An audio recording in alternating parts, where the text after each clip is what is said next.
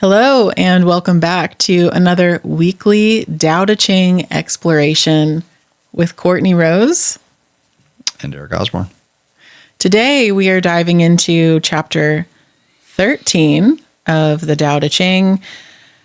We talk about the Tao Te Ching quite a bit at Sanctuary. It is our primary text. We read from it every Sunday on Sunday service, which we are now live streaming. If you didn't know, the first 30 minutes of our service, we have a meditation, a sacred mushroom blessing. We have a couple of readings, the Tao Te Ching, and then another spiritual text. And we journal, and then we talk about it. We explore together, which is so much more fun, really, than doing it alone. So mark your calendar for that. But for now, let's explore chapter 13.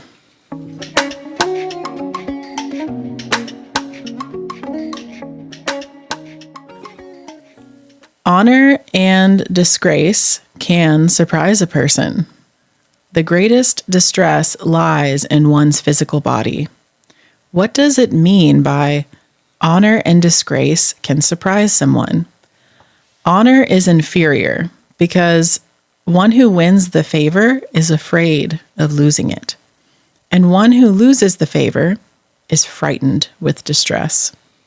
This is the significance of honor and disgrace can surprise someone. What does it mean by the greatest distress lies in one's body? We have fear because we worry about our physical self. If one's body doesn't exist, how can one have fear?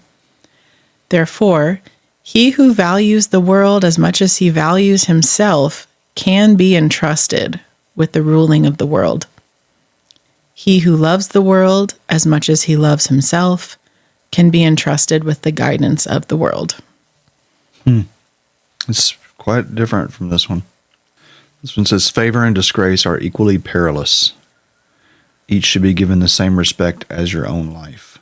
It goes on to say, favor raises you to the heights, disgrace plunges you to the depths. Both situations are equally perilous. Why do I say they should be given the same respect as your own life? If you encounter great peril, it's because it threatens your life. If you do not have life, what peril can threaten you? This is where it's significantly different. Thus, a person who holds his life in greater respect than the whole kingdom is fit to be entrusted with the kingdom. A person who loves his life more than the whole kingdom is fit to be entrusted with the kingdom. Doesn't that sound like almost the complete opposite of what yours says? Yeah. Oh, joy. Well, if I could read Chinese, I could just give it to you straight. All right. Well, what do you make of some of the things in here?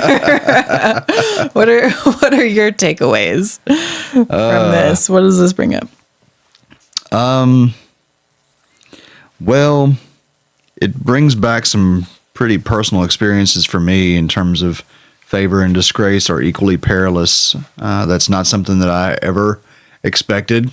And then I found myself in great favor of many people, and you find out that favor is fickle. Is it not? Turn on a dime, huh? Turn on you on a dime. That pedestal, it just makes the fall all that much farther.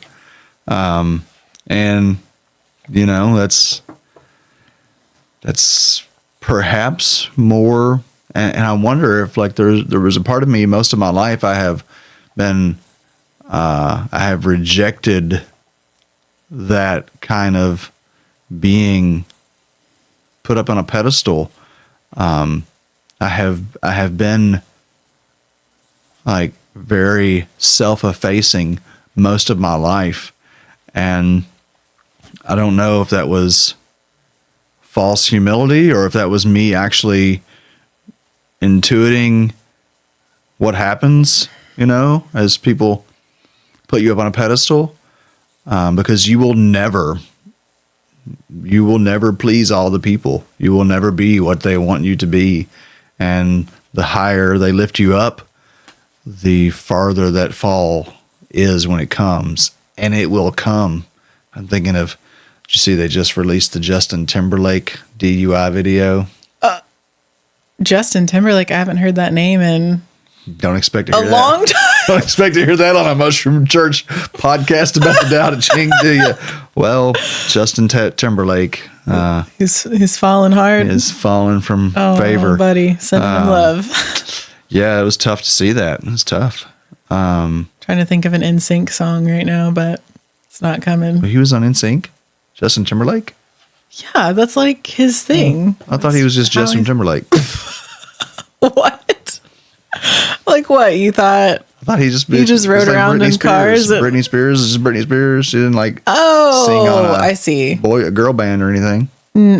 No, but Spice Girls, none of them turned into anything separately. Anyway, no, I think did they? I think they tried. They try. Tried. Yeah, there's a couple of them that really tried. Anyway, the harder they come, the harder they fall. So they say. Okay. It's kind of different though. Yeah. Anyway, I've certainly fallen from grace here right now. All of my wisdom is for naught. We've lost all of our viewers. I am a disgrace. Whoa, easy. Easy. You're going back into that rejection of self-worth or whatever. Plunge to the depths. Yeah, I was. What comes up for me personally is my adventure into the past yesterday at the ice skating rink. Because I grew up a competitive ice skater, and like that was my identity until I was like almost 19. And then it wasn't. And so yesterday I went to the ice rink for the first time in 15 years because almost 15 years, I guess more like 13, 14 years. Anyway, one of our kids got invited to an ice skating birthday party. So here I am at the ice skating rink that I grew up, and nobody noticed her. Yeah, I was like really upset because I was expecting it some type of like dedication. You've returned. The queen, she has returned. I looked in the little window display. I'm like, well, my newspaper article's gone, so thanks a lot for the respect. Slaved away up in this place. Yeah. Right. So I'm like getting, and maybe this is off topic, I don't know, but it is what's coming up I've for already me. brought up Justin Timberlake. So. It doesn't matter at this point. If you're still with us, It's a comedy show at please this point. stay. I'm like, here I am with our 5-year-old daughter and our 9-year-old son, and our 9-year-old son's having a blast, but the 5-year-old daughter and Eric's not there. It's just me and the kids, and I'm with our 5-year-old, and she is just struggling. I mean, ice skating is really hard. She wanted to go this morning. She asked on the way to school, when can she go ice skating? Seriously? Yeah. Yes. That's hilarious. Yes. She was like clinging on for dear life, like terrified of this sensation of the slipperiness of the ice and all this stuff. And, you know, I'm like, I expect that, of course. Like, she's 5. She's never been ice skating. And so 1 hour later, she's still doing this. She's clinging on to me for dear life and just losing it when I try and encourage her to just let me hold one hand, not both hands, just one hand. And she's like, no, please, for the love of God, don't let go of me. And I'm just like, oh my, I haven't been ice skating in like 13 plus years. Just want to see me skate. I'm seeing these like, you know, competitive ice skaters out there. It's competition season, so they're on like public session and stuff, and they're doing all their thing. They're doing their thing. They're out there and they're in it. And I'm just like getting these hits of memories and sensations, and my body is like instinctively like, I need to go. I need to move. I can just like fly around this rink and do all kinds of stuff. But alas, here I am with my 5-year-old daughter, and I am the sole parent at this excursion. And so I can't go do this thing. And I could see this play of like ego mind coming in, like, you know what you can do. Like, all these parents know that you used to be a competitive ice skater, because I told them, like, this is kind of crazy. I've been ice skating all this time. And they're like, oh my gosh, we got to see what you can do. And I'm like, whoa, whoa, whoa. It's been a long time. But there's this like, these memories of being on public skate as a teenager and knowing that there's all these people watching me and that I am the best skater in the entire rink. And I could like impress everybody with my skills. Mm-hmm. And then I would. And then there's this sensation that happens afterwards that's very unpleasant. It's like, I was just remembering all the times that this would happen, where I'd be like, yep, show them what you can do. They're going to be so impressed. There's this separation that happens, this feeling of like otherness that happens. So I would do all my crazy tricks, like go do a double axel and crazy like death drop spins and all kinds of stuff. And then I'd be done and then I'd walk out and they'd all be like, oh my gosh, you're amazing. And it's this dopamine hit for like not that long. Mm-hmm. It's like 3 seconds. Mm-hmm. And then I go into this, this feels gross. Because like now you're seeing me as this higher thing, which is like what I was in a way like wanting when I was doing it. But now I really don't want it. Now I feel like I can't connect with you. Now I don't have friends because I'm like othered. And so just remembering all of that, and it's just kind of, it's that 100%. That fall. And it's even, it's not even necessarily when you do something that is, ostensibly vain, like ice skating. I'm not saying it's necessarily vain. There's a ton of skill there, and it's like, it's an amazing athletic, but it's like, it's an athleticism simply to watch that person and be like, oh my gosh, look how awesome that person is, right? Well, in that in what I'm describing, there's some competitions that happen, and there's other things that happen, but like, at least like with basketball or whatever, but even still, like you get your star players, you get your people who, like we all know the stories of those who were star athletes in high school and are still wearing their high school jerseys, kind of things. They can't, and I mean, but it also translates into, even like acts of service. Like when you, it was really painful for me. It was one of the most surprising, painful experiences for me over the years working in space holding in Jamaica. And then like, and telling people like, I'm just like, they're like, oh my God, you're Eric, you're so this and that. I'm like, I'm not, I'm just a dude. That's like I'll mess up, I'll make mistakes, I will fall like anybody, and then when you inevitably fall and make a mistake, then even still, it's like, you were supposed to be this and that and the other. And it's like, I told you I was just a person. And so it's just, it's been an interesting, challenging experience for me relating to this concept over the last few years, because like I have this great desire to help the world and to like really shift culture. And what we're doing with Sanctuary is so amazing. And we see a lot of people benefiting from it. And we've also seen within Sanctuary, like, we all get confronted with our shadows, and the majority of people struggle with not deflecting that and turning it into a projection. And when that happens, it's the people who have been like supporting them. It's like, look at it like parents or teachers. If you're a teacher in a classroom, it's one of the most thankless jobs where you will spend all of your hours to help people become a better version of themselves. And like, there is some reward in appreciation, but ultimately to the end of the day, everybody's like, poo on the teacher, and it's like, yeah. Whew. So a life of service and any kind of life where you're out there in front of the public eye, it requires some real, like, what do I want to say, like knowing yourself, really being centered and sure of your own worth and value, not contingent upon the value that others project on you and then yank away from you, because it will happen. Yeah. Yeah. Not putting the source. And that's like back to my skating example.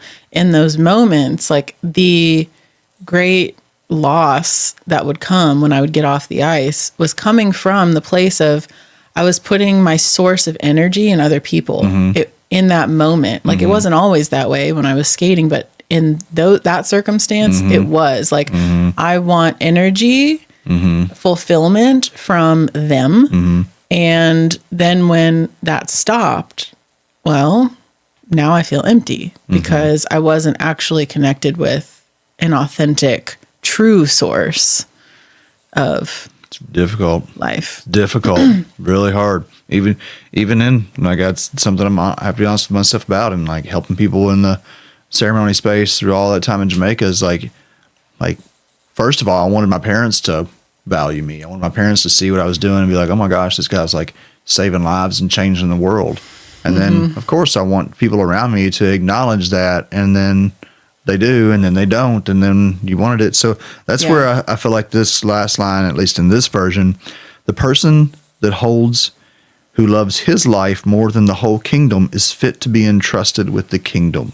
So what I'm now, for the first time, interpreting this line to mean is that when I don't put my value on your evaluation of me, when I love my life just for the sake of loving my life without the need for you to love me or to not love me, then I become worthy of the kingdom, because I won't lose it. That's the thing. Is like whenever we're grasping onto these things, we will lose them. Yeah, I'm rereading the last lines because it does sound opposite in these translations at the end there. He who values the world as much as he values himself can be entrusted with the ruling of the world. So it's not saying values the world more than he values himself. It's saying he who values the world as much as he values himself. He who loves the world as much as he loves himself can be entrusted with the guidance of the world. So, yeah, if it was saying he who loves the world more than he loves himself, that would be a different conversation. Right. If there's something there, who loves the world as much as he loves himself? There is a recognition of our oneness in that statement. I'm helping the world because I am the world. And I'm taking care of myself because I am the world equally. Yeah, it's like this feeling of reciprocity. Yeah. I just love this book, how you can just continue to read it and get more and more out of it. I mean, I have read the Tao Te Ching versions and versions dozens and dozens of times, and reading it and reflecting on it with other people who are similarly thoughtful is extremely valuable in our own spiritual practice and our own personal growth. We are all in this together. None of us can do this alone, and I think that's a lot of the mistake that this pedestaling. There's something inherent to this othering that it's just a sense of separation. Like, oh, that person is so much greater than me. Let me learn from them. Now, oh, this person is not who I thought they were. Let me cast them aside. Or, oh, they're so much different than me. I can't get in touch with them. When the hope would be is that we're inspired by each other, that we see people doing great things and that we realize that we can do great things, and we see people who are in not so great situations and recognize that that could be us too. Yeah. Totally.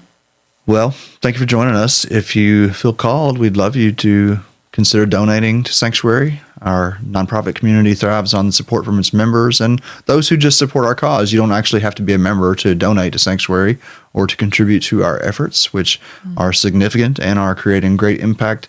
But, just because you see Courtney and I on the video doesn't mean that we are Sanctuary. Sanctuary is a bunch of awesome people, and we all have our faults.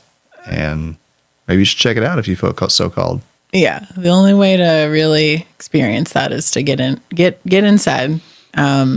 Check out Sunday service. Like I mentioned, we're live streaming every Sunday. And then if you sign up for the Zoom link, then you can get in the Zoom room discussion with many of our amazing members. So we hope to see you there. And either way, we hope to see you on the next episode of the Weekly Tao Exploration.